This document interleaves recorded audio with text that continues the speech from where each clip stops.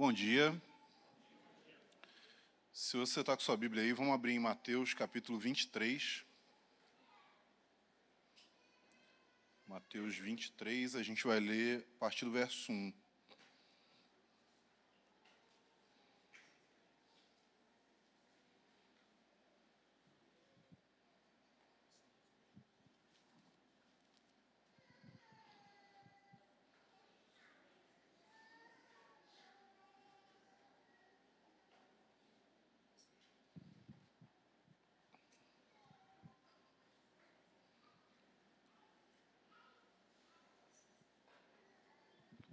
Mateus 23, do versículo 1 ao versículo 4. Então Jesus falou às multidões e aos seus discípulos. Na cadeira de Moisés se assentaram os escribas e os fariseus.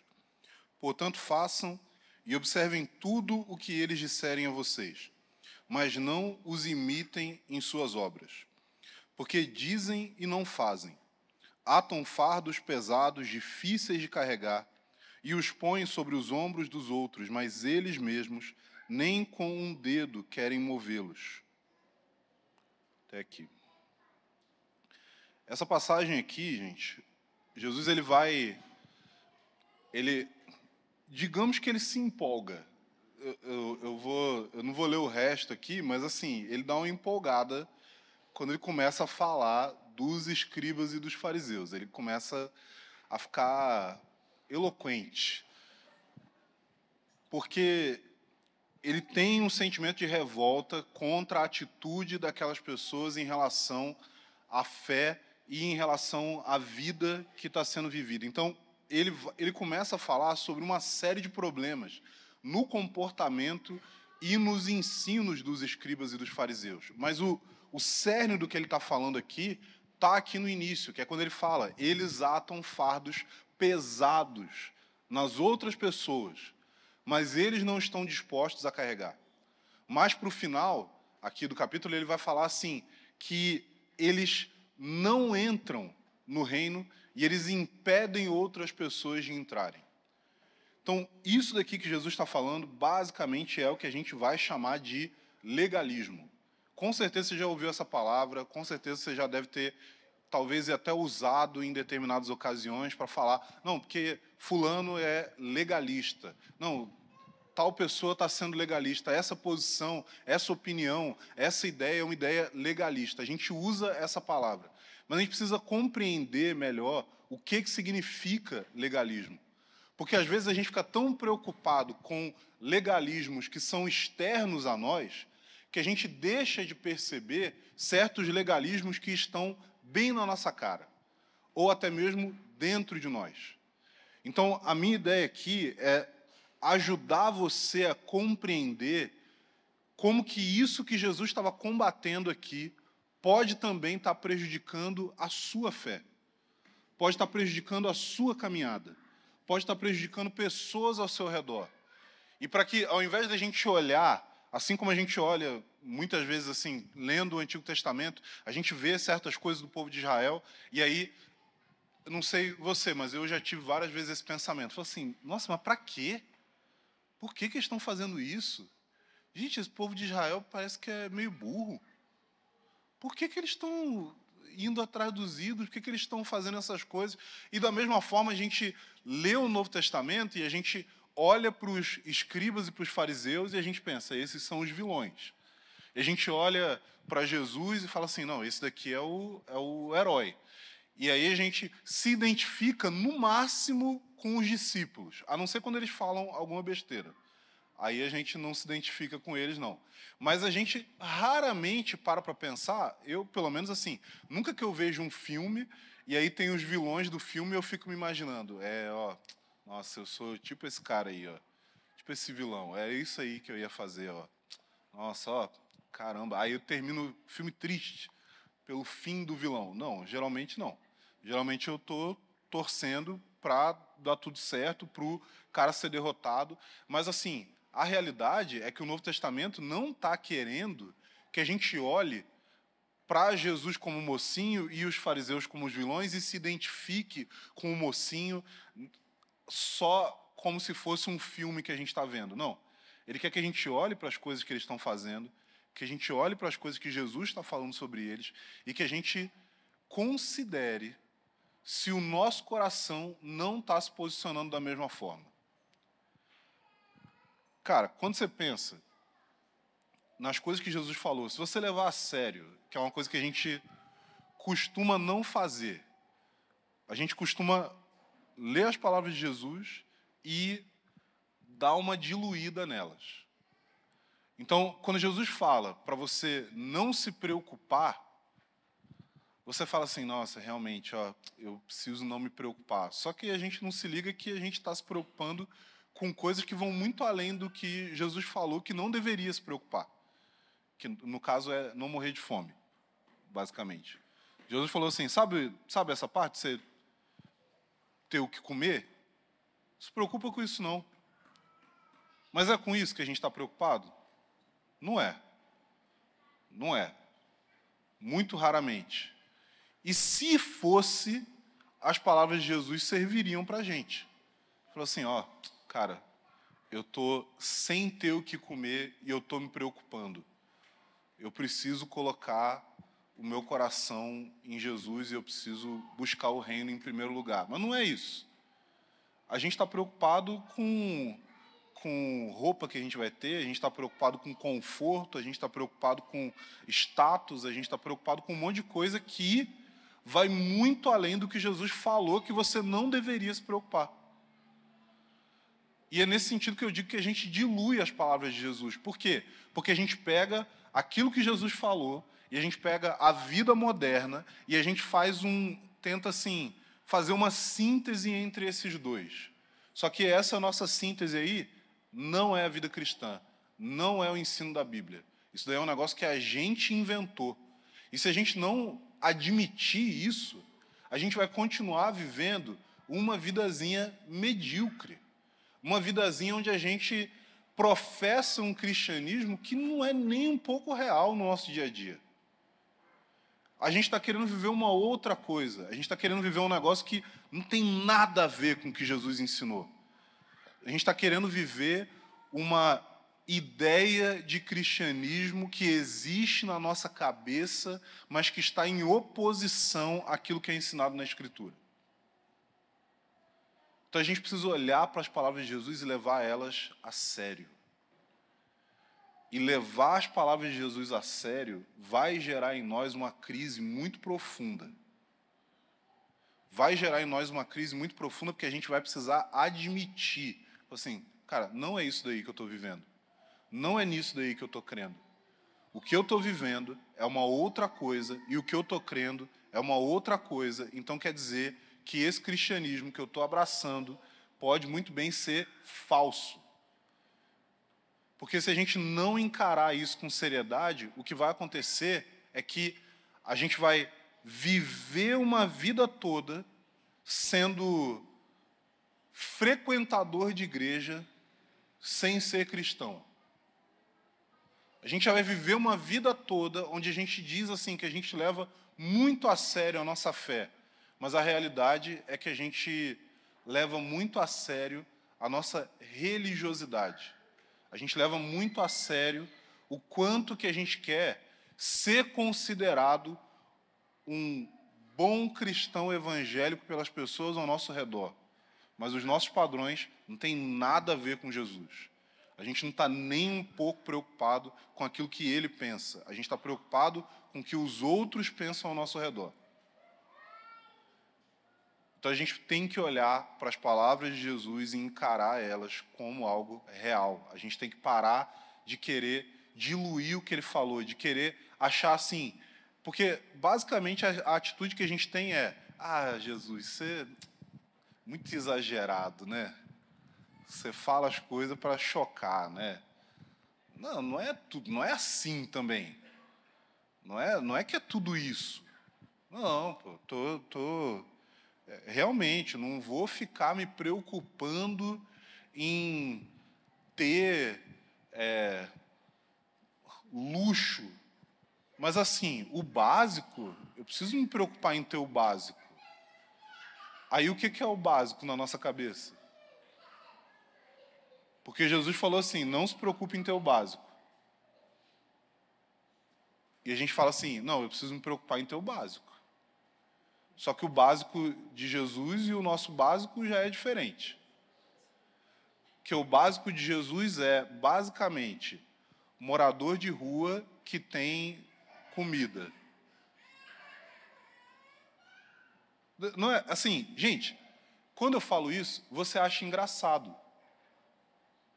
Não é? Quando eu falo isso, você acha engraçado. Isso demonstra o quê? Que você não crê na Bíblia. Entende? A gente acha engraçado. Só que a gente está achando engraçado porque a gente acha que as palavras de Jesus são absurdas. E a gente fala que a gente é cristão. Então, o que é isso que a gente está fazendo? Que cristianismo é esse que não tem a ver com Cristo? Que não leva as palavras dele a sério?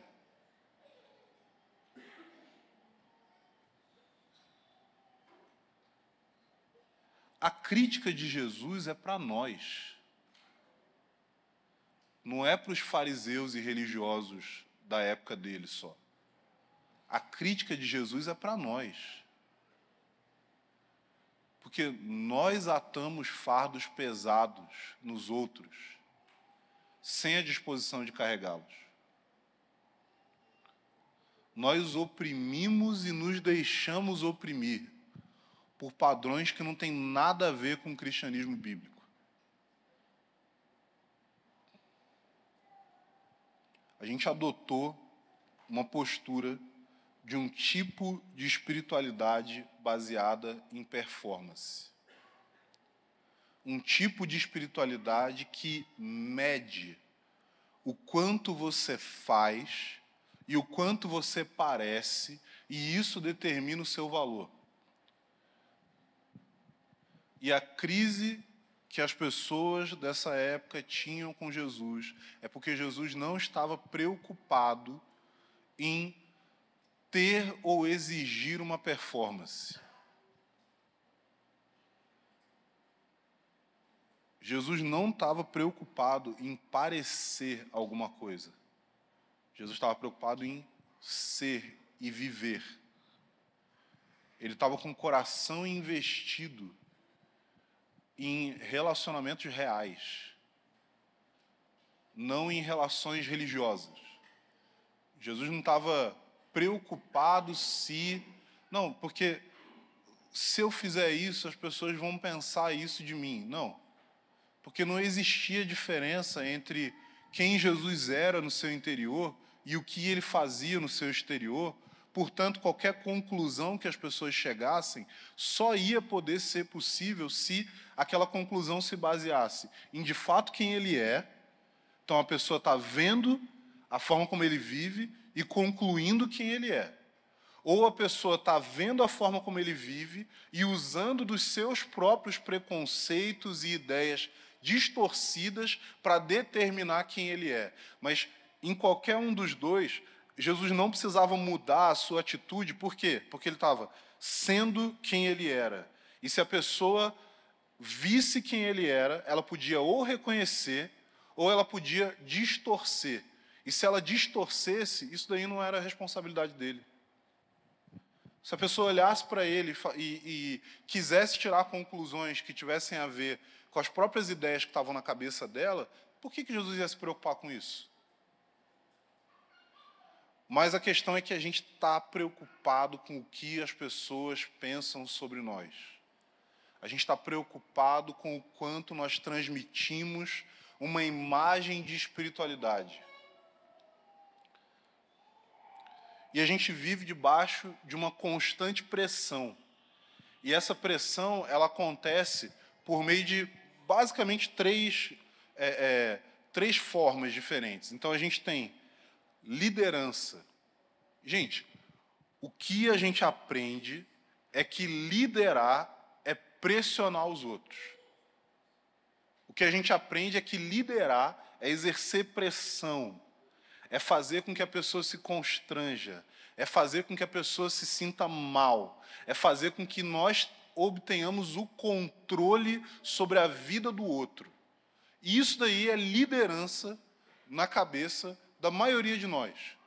E o que a gente pensa é, a gente quer liderar os outros assim, então a gente fica estressado por quê? Porque eu preciso controlar essa pessoa.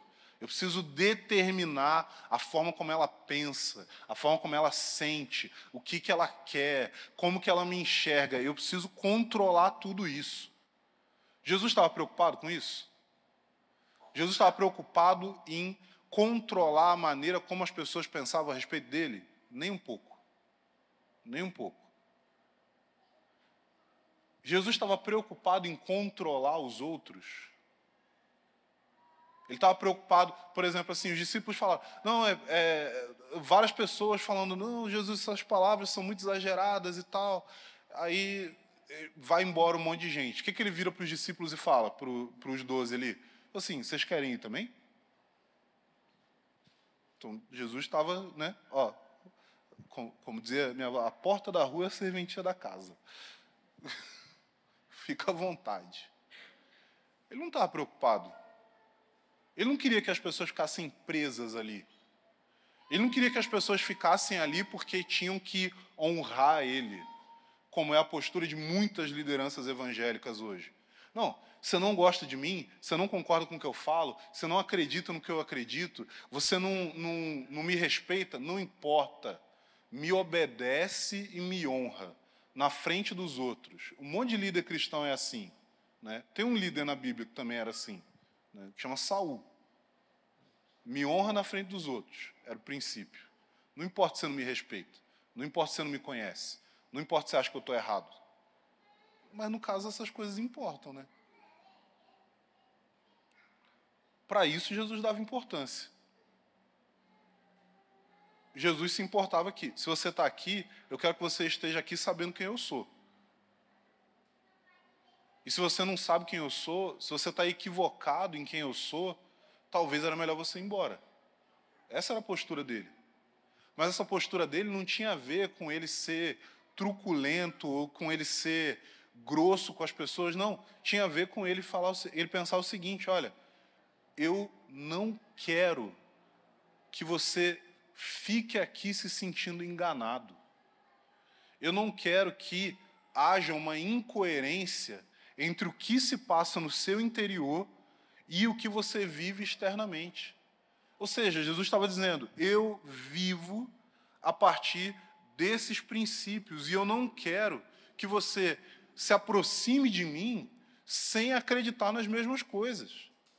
Porque não adianta eu falar assim, olha, eu vou ser quem eu sou, eu vou ser verdadeiro, mas você vai ficar perto de mim e você não vai ser verdadeiro, você vai fingir, você vai querer transmitir uma coisa, você vai querer arquitetar uma imagem para que as pessoas abracem isso. Cara, se esse é o caso, a postura de Jesus era, não precisa ficar se esforçando para fazer isso. Então, a política de liderança de Jesus era o contrário de exercer pressão. A política de liderança de Jesus era, se tem pressão, tem alguma coisa errada. E se tem alguma coisa errada, você precisa reavaliar. Então, tem gente que fica ofendida quando, às vezes, eu estou aqui pregando e eu falo de determinada coisa, eu falo assim, se você está aqui nessa igreja, você congrega com a gente, você se aliançou, mas você não se sente bem com o que é falado, você não concorda com o que é dito aqui, você acha que está tudo errado, e você já teve a atitude de chegar e conversar sobre isso. E a conclusão da conversa é que as coisas que você se sente mal e que você discorda são coisas que não vão mudar, porque não são erros que nós estamos cometendo, mas são princípios nos quais nós cremos. Não estou dizendo que a gente não pode estar errado naquilo que a gente crê, mas a questão é que a gente crê naquilo que a gente crê. E se você não crê naquilo que a gente crê, quer dizer que você tem que repensar se esse daqui de fato é o seu lugar. Aí tem gente que ouve esse tipo de coisa e fala assim, que absurdo. Mandando as pessoas embora da igreja. Assim, não, eu não estou mandando ninguém embora da igreja, porque a igreja é o corpo de Cristo. O que eu estou dizendo é o seguinte, cara, se você não sente que essa família aqui é a família na qual Deus conectou você, e o que determina isso é, se você sente que o seu coração faz parte disso, então talvez você deveria reconsiderar se você não tem um outro lugar dentro do corpo de Cristo. E você está tentando encaixar numa coisa que você nunca vai encaixar.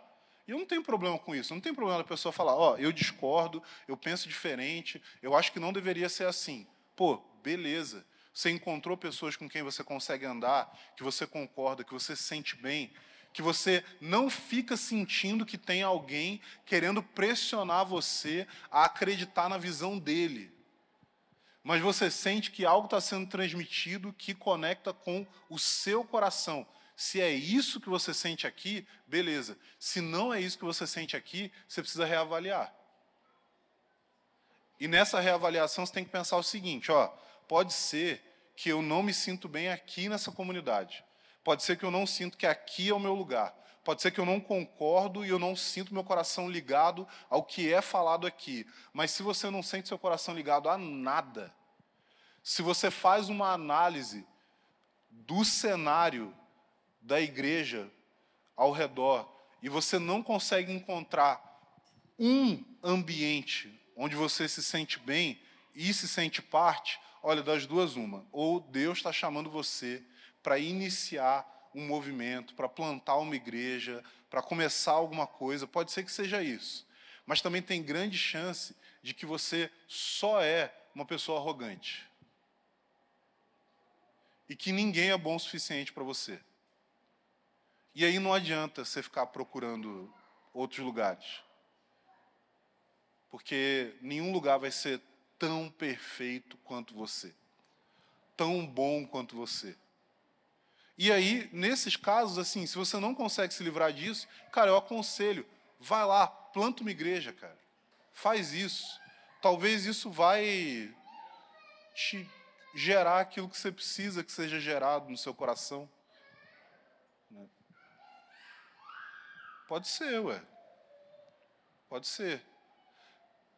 E eu sei, gente, que assim, existem pessoas que têm crises profundas com a igreja aqui, com Convergência. Eu sei porque eu mesmo já tive um monte. Uma vez eu ouvi um cara falar, eu não encontrava nenhuma igreja que eu concordasse, aí eu fui lá e fiz a minha. O cara falou isso, assim.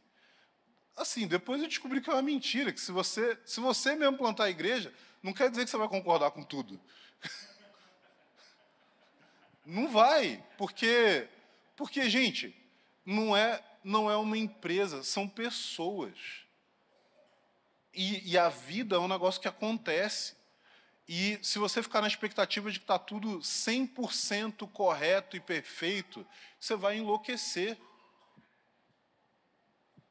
Mas eu sei que tem várias pessoas aqui que já tiveram crises profundas. Eu sei que tem gente aqui que tentou não fazer parte dessa igreja. Não é? E não é pouco não, gente. É muita gente aqui. A pessoa fala assim, eu não quero. Vou caçar outro canto. E aí você sente assim, caramba, Deus, por que você fez isso comigo? Eu tento arrumar alguma outra solução e toda hora cai nesse povo aí. E, cara, às vezes é isso, às vezes Deus... Muitas vezes, gente, a gente fica frustrado com pessoas que Deus colocou na nossa vida e, às vezes, a gente tem que considerar que Deus colocou aquelas pessoas ali porque a gente precisa delas. A gente precisa delas. Bom, só que assim como a pressão pode vir da liderança, a pressão pode vir do ambiente também. Pode acontecer de haver um ambiente que pressiona as pessoas sem que isso seja a visão da própria liderança. Eu lembro uma vez, gente, isso acontece muito facilmente, eu lembro uma vez que a gente estava numa reunião lá, na época tinha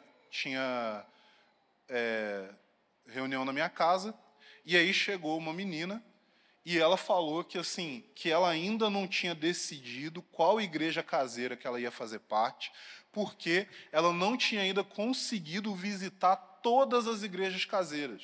Por quê? Porque tinha que visitar todas as igrejas caseiras antes de decidir em qual você ia ficar. E aí ela falou isso, e eu falei assim, mas de onde veio essa informação? Até hoje eu não sei. Porque, sabe aquele telefone sem fio? Então, era um negócio assim, não, gente, ó, tem essa regra aí. Tá, mas quem criou? Ninguém sabe. Ninguém sabe até hoje. O negócio foi surgindo assim, e aí tinha uma regra, e várias pessoas estavam cientes da regra, mas ninguém sabia de onde tinha surgido a regra. O próprio ambiente criou isso. E aí, o que acontece? Quando o ambiente gera essa pressão por performance, você se sente constantemente julgado pelas pessoas, você se sente constantemente pressionado a ser de uma determinada forma, a agir de uma determinada forma, que, quando eu falo de ser pressionado a agir de uma determinada forma, gente, eu não estou falando assim, de ser pressionado a agir da maneira correta. Não é que eu estou falando assim, não, eu sou pressionado a andar vestido. Me sinto pressionado. Não posso andar por aí sem roupa. Então, no caso, aí não é pressão, aí é ética. Não é disso que eu estou falando. O que eu estou falando é de você se sentir pressionado a apresentar uma imagem que é incoerente com o seu interior, onde há uma desassociação entre o que se passa dentro de você e o que você pode passar para as outras pessoas. Como você pode agir em determinadas situações. Então, eu sei que assim, existem igrejas e ambientes e tal, em que existe uma pressão para que as pessoas se expressem de determinada forma durante os períodos de adoração com música. Mas eu sei que, independente de ter essa pressão como uma direção da liderança, às vezes essa pressão existe no coração das pessoas. Então as pessoas olham para as outras e julgam. Então você olha, e isso daí, gente, basicamente é determinado pela sua personalidade. Tá? Então, assim, você olha para a pessoa que está durante o período de música com a mão no bolso. E aí você pensa assim, ó, a pessoa está sendo passiva na adoração. Pô, sério? Tão simples assim? É? Aí o que acontece? Tem o outro lado, que é a pessoa que olha para a outra e fala assim, está pulando, está gritando. Fala assim, ó, fulano, emocionalismo puro. E aí a questão é assim, no fim, ganha quem consegue ter mais influência. Então, o ambiente pode se tornar um ambiente em que você se sente julgado porque você não pula, ou pode ser um ambiente que você se sente julgado porque você pula. Ou pode ser um ambiente onde todo mundo se sente julgado, independente do que faz. Né? Que é o mais divertido. Aí o cara não sabe, eu pulo, eu fico parado, eu ponho a mão no bolso, eu levanto a mão, eu faço o quê? Não sei. Mas você sente uma pressão de que você precisa demonstrar uma determinada espiritualidade. Ou você sente uma pressão constante que diz para você que você não é tão espiritual porque você não tem determinadas características. Mas essas características são características de personalidade, gente. É sério, a gente vai determinar quais são as expressões externas válidas de um relacionamento com Deus. Onde tem isso na Bíblia? Aí você fala, não, porque em Salmos tem as expressões de adoração. Tá, mas é mandamento? Tem as expressões de adoração em Salmos. Tem as palavras que são usadas no hebraico para determinar o que é adoração. Então as palavras vão falar sobre se prostrar, sobre dançar, sobre... Enfim, tem um monte de palavra que denota expressões físicas. Essas palavras que denotam expressões físicas são mandamentos que Deus colocou nos Salmos a respeito de como você deve adorar, ou são simplesmente descrições? do que as pessoas faziam. Porque se são só descrições, você não tem que se sentir pressionado.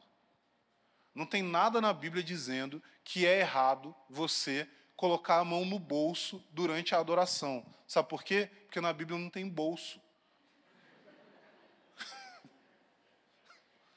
Não tinha como ter essa orientação. Então, o ambiente, às vezes, pressiona a gente a ter uma determinada expressão, e isso daí é, de fato, um fardo que está sendo colocado sobre você. É um fardo que você está abraçando, que está dizendo para você que você precisa se expressar de determinada forma, senão você não é suficientemente espiritual. Onde está isso na Escritura? Em lugar nenhum. Em lugar nenhum na Bíblia determina como deve ser a sua expressão pública e privada de espiritualidade. O que a Bíblia diz é a respeito de orar, a respeito de ter comunhão com Deus, a respeito de amar a Deus, a respeito de amar o próximo. E nenhuma dessas coisas vem com uma lista que você precisa ticar se você está tendo determinadas ações físicas enquanto você faz essas coisas. Não existe isso. E a gente perde tempo com esse tipo de coisa. E a gente se desgasta com esse tipo de coisa. E a gente fica preso, ao invés de viver uma vida de adoração a Deus, dentro das expressões que nós naturalmente teríamos, a gente fica preocupado com o que as outras pessoas vão pensar de nós enquanto a gente está adorando a Deus, quando a gente está falando. E é por isso que, dentro do evangelicalismo, você tem tanta bizarrice que vai acontecendo. Você tem gente que muda a voz na hora de orar. Você tem gente que faz coisas estranhíssimas. Por quê? Porque ela quer ter alguma coisa que demonstra que ela é mais espiritual. Aí o cara vai e fala assim, o cara fala normal com você.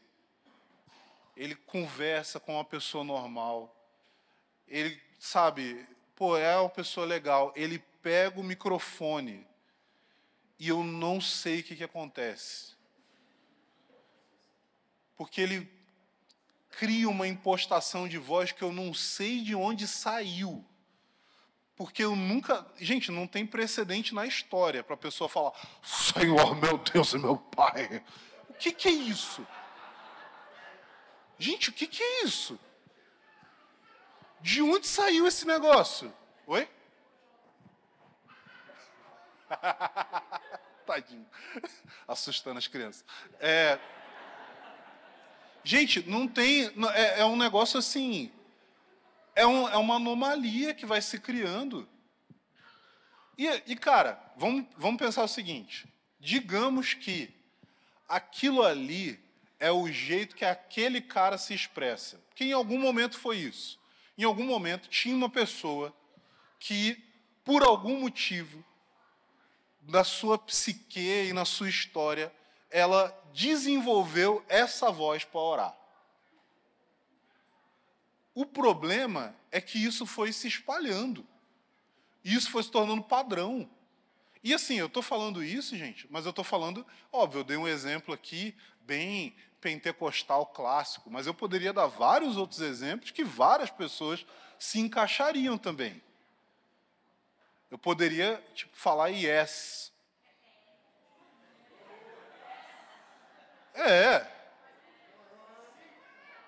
Assim, você tem... Agora, a questão, gente, eu não estou falando... Meu objetivo não é falar contra qualquer uma dessas coisas.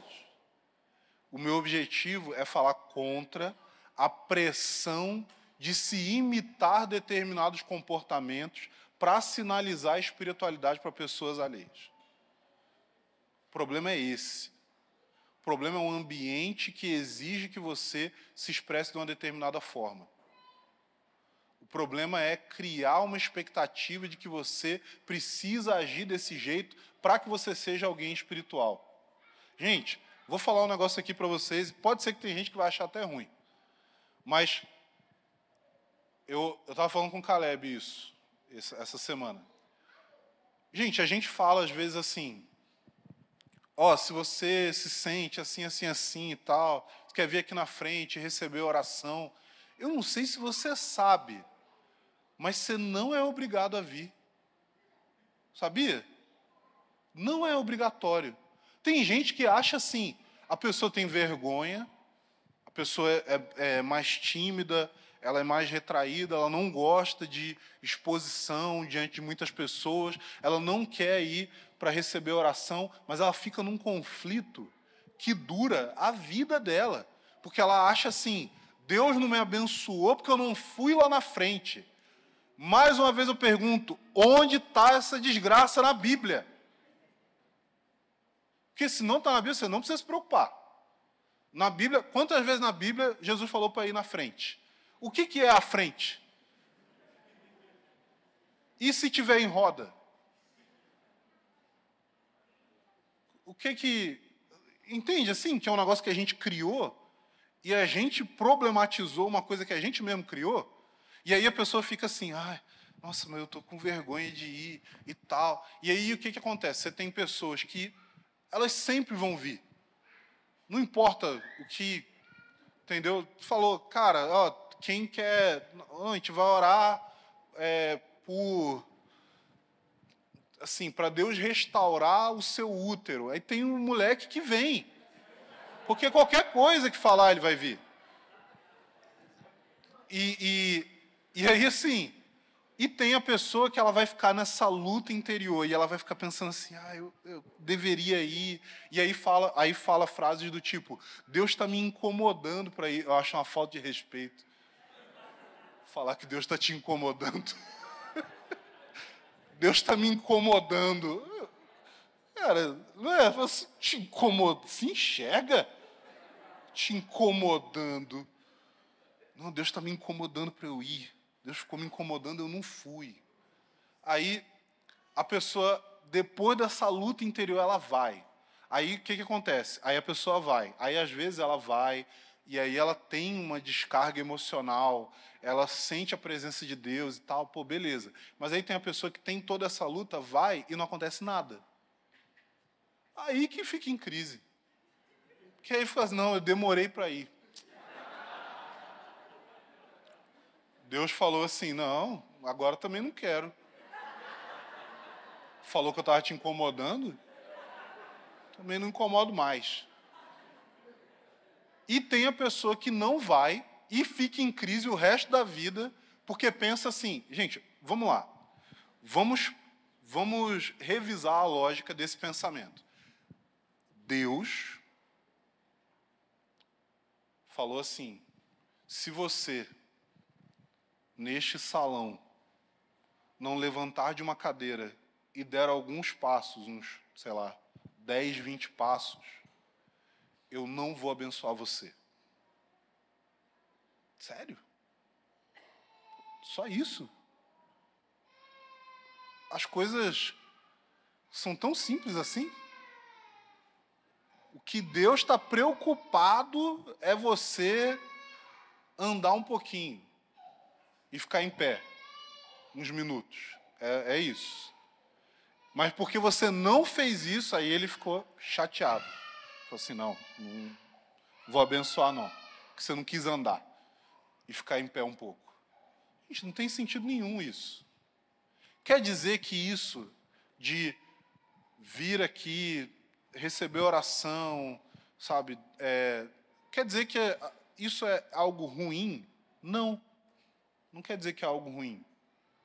Mas quer dizer que isso se tornou uma parte grande demais do que a gente tem como prática de vida cristã, sendo que a coisa em si é meio que irrelevante.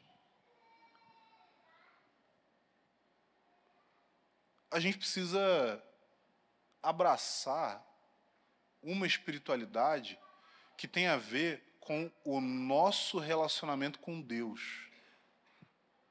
E não com adotar determinadas práticas de subcultura evangélica como se elas fossem sagradas. Porque essa pressão que eu estou falando, ela pode vir de líderes, ela pode vir do ambiente, mas ela pode vir simplesmente do nosso interior. Ela pode vir simplesmente do fato de que a gente abraçou uma ideia sobre espiritualidade que não se encaixa com a realidade de quem nós somos e como nós nos expressamos, e a gente vive o resto da nossa vida em crise, porque a gente não consegue conciliar essas duas coisas. A gente é de um jeito, e a gente poderia relacionar com Deus do jeito que a gente é. Mas a gente sente a necessidade de relacionar com Deus de um jeito que a gente não é, porque a gente adotou aquilo ali como uma visão do que é o certo. E pode ser que abandonar isso, gente, é até meio assustador. Porque às vezes é difícil você simplesmente ser você. Só seja você. O problema é que a gente pode descobrir que grande parte da nossa espiritualidade era exclusivamente pressão. Não era relacionamento. Era só pressão de autoridade, ambiente e conceitos que a gente abraçou. E quando a gente abraça esse tipo de ideia, a gente incorre em dois erros. Dois erros os quais Jesus acusa os fariseus e os mestres da lei de cometerem. Um deles é o moralismo, ou seja, é você acreditar que uma pessoa é aceita por Deus pela sua conduta moral, quando na realidade a pessoa é aceita por Deus por conta do amor dele e da obra realizada por Jesus na cruz. Mas a gente também pode adotar uma outra postura, além do moralismo, que é a postura do elitismo. Porque o elitismo significa que, se eu consigo abraçar os distintivos de espiritualidade que são aceitos no meio no qual eu estou, então isso quer dizer que as pessoas vão olhar para mim e vão me enxergar como alguém superior a elas. Então, se o que expressa a espiritualidade é ter muito conhecimento teológico, e eu tenho muito conhecimento teológico, então eu me torno uma pessoa superior às outras. Se o que expressa espiritualidade é eu ter muitas expressões emocionais e eu sou um indivíduo que se expressa muito emocionalmente, então as pessoas vão olhar para mim e elas vão me enxergar como alguém superior. Se o que é tido como sendo o ápice da espiritualidade é que o indivíduo tenha muitas manifestações físicas no que diz respeito a experimentar a presença de Deus, e eu sou o tipo de pessoa que é mais propensa para isso, e eu apresento muito isso, aí eu vou ser tido como uma pessoa superior às outras. Por quê? Porque eu tenho aquilo ali que distingue a minha espiritualidade como uma espiritualidade de elite. E aí eu não sou visto como alguém de segunda classe. O problema é que isso muda de ambiente para ambiente. E muitas vezes as pessoas se sentem mal em determinadas igrejas, não é porque não acreditam na doutrina, não é porque não acha que são bons os relacionamentos, ela se sente mal em determinado ambiente porque ela sente que a expressão de espiritualidade dela não se encaixa com a expressão de espiritualidade que é exigida naquele lugar. E, gente, sinceramente, eu queria que esse tipo de coisa acabasse aqui entre nós. Você não precisa se preocupar, você pode botar a mão no bolso, você pode pular, você pode cair no chão, você pode ficar quieto, você pode ficar sentado. Sabia disso? Você pode sentar, você pode ficar de olho aberto, de olho fechado. O que mais, gente, que você pode fazer? Você pode cantar muito alto, você pode cantar baixinho, você pode... Aleluia mesmo, o Guto. Se o Guto cantar muito alto. Oh, calma. Mas você pode se expressar de uma maneira que é genuína para você. Porque isso não determina o quão espiritual você é. Isso não determina o quanto que você está recebendo de Deus. Às vezes, gente, os líderes, eu falo líderes em geral, pode ser alguém que está liderando a música, pode ser alguém que está pregando, pode ser alguém... Às vezes essas pessoas, elas se tornam, ao invés delas se alimentarem da presença de Deus, elas querem se alimentar da resposta emocional alheia. às vezes a ministração que está acontecendo não é porque a pessoa quer que os outros recebam mais de Deus. Às vezes a ministração que está acontecendo é porque a pessoa quer que você responda emocionalmente a isso, e isso daí vai, de alguma forma, alimentar o ego dela. Não estou falando de algo que a pessoa está fazendo de maneira consciente, de caso pensado. Mas eu estou falando que isso daí é a nossa natureza. Tem muita gente que foi treinada para simplesmente buscar isso.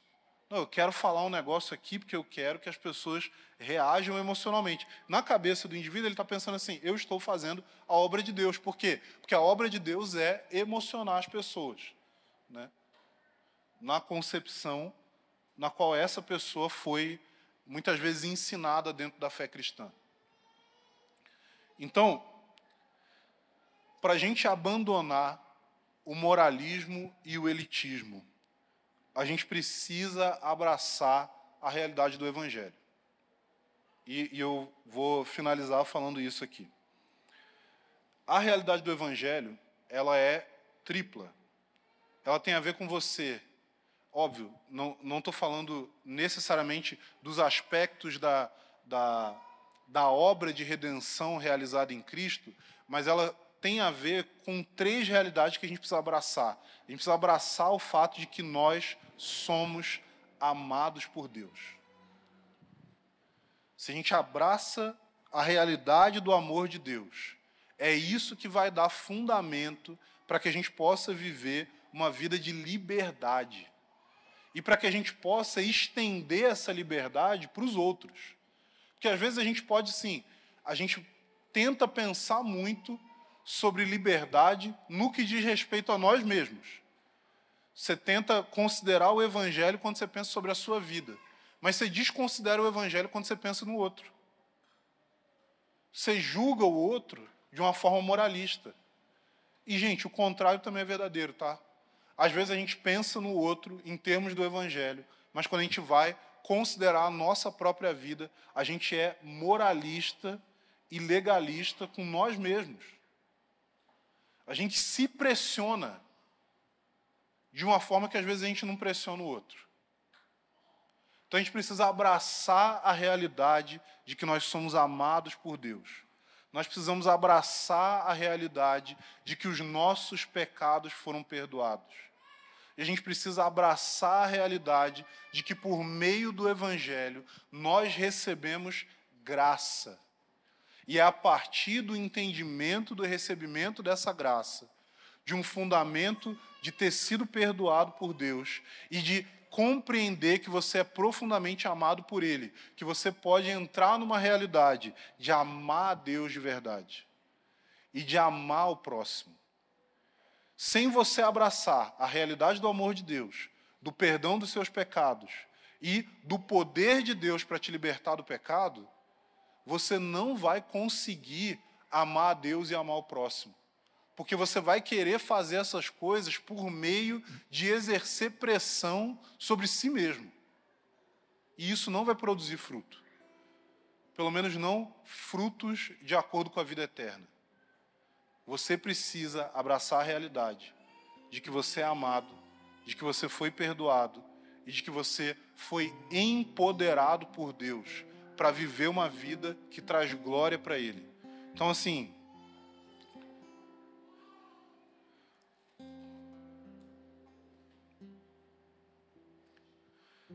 Jesus começa a passagem falando que os escribas e os fariseus sentam na cadeira de Moisés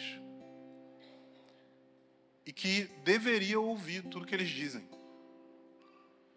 Então, quando eu falo sobre essas coisas aqui, pode ser que você pense em líderes, em pessoas, você fala assim, nossa, essa pessoa realmente ela exerce essa pressão aí. Mas você percebe que Jesus aqui já deu uma orientação para a gente a respeito da cultura do cancelamento. Porque hoje as pessoas elas argumentam o seguinte, que você não deve separar a obra do autor. Porque se você separa a obra do autor, você pode estar apoiando. Cara, Jesus assim, discorda disso. Ele está dizendo, se alguém fala algo que é certo, abraça aquilo que é certo.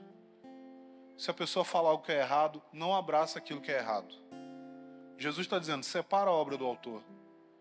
Um líder pode falar coisas que são certíssimas, um pastor, alguém que você ouviu, e depois você pode descobrir que tem um monte de hipocrisia e que essa pessoa estava falando coisas que não tinha a ver com a prática dela de vida. E às vezes a nossa tendência é o quê? É querer jogar fora o que a pessoa falou. Gente, se você aprendeu e absorveu coisas que têm a ver com a realidade do Evangelho, esquece a parte ruim. Seja do ensino, seja da vida da pessoa. Por quê?